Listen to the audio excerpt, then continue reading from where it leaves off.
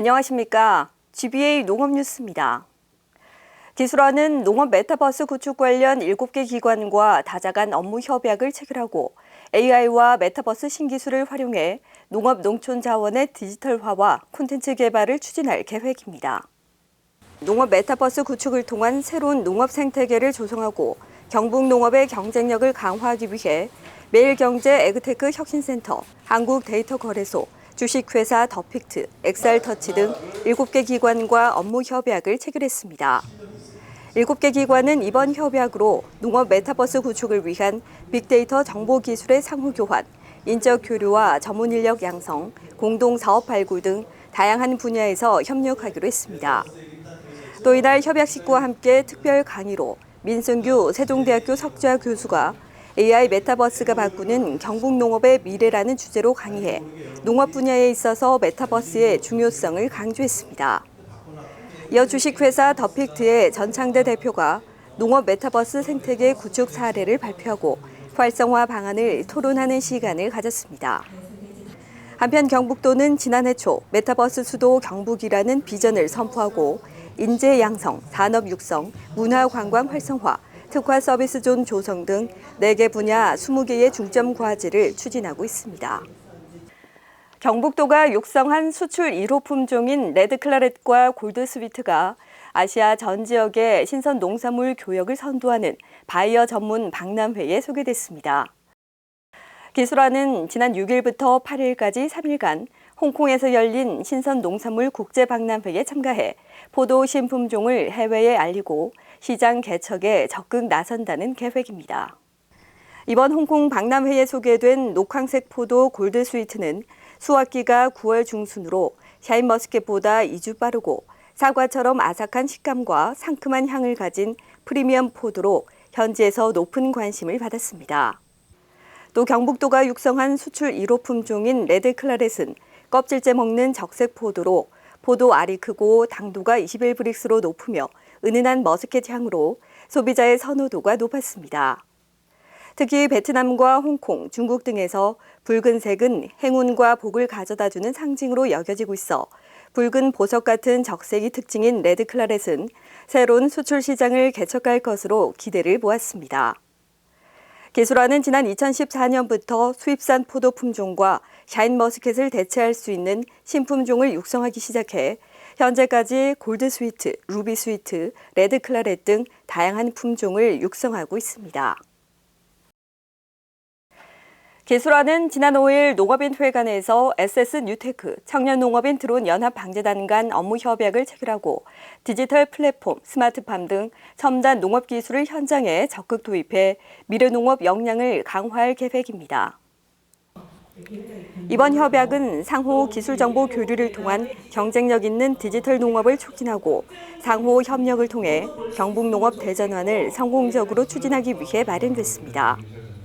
SS뉴테크는 전자지도 기반 영농 관제 플랫폼을 대표하는 기업으로 스마트팜, 드론 공제 방제 관련 프로그램과 앱 등을 개발, 보급하고 있습니다.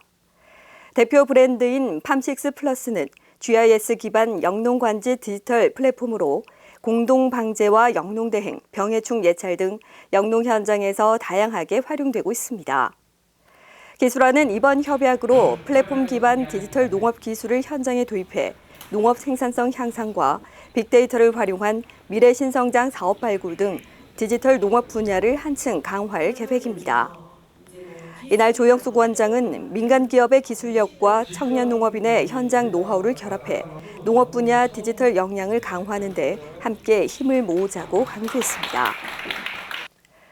기술원은 지난 4일 상주 스마트팜 혁신밸리에서 올해 스마트팜 청년 창업 보육센터 6기 교육생으로 선발된 52명의 청년 농업인과 함께 교육 개강식을 가졌습니다.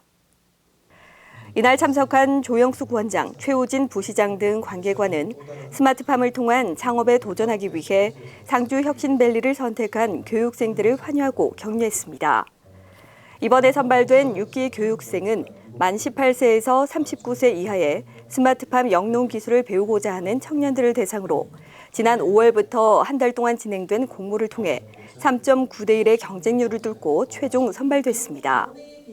앞으로 스마트팜 농업 기초, 작물 재배 기초 등 2개월간의 입문 교육 과정을 거쳐 스마트팜 선도농가 교육형 실습 6개월 과정으로 진행됩니다.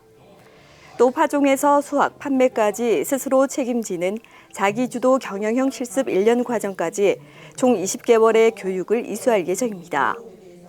스마트팜 창업 보육 교육은 교육 실습과 교육에 필요한 현장 실습 비용, 컨설턴트비 등 전액을 국비로 지원받습니다.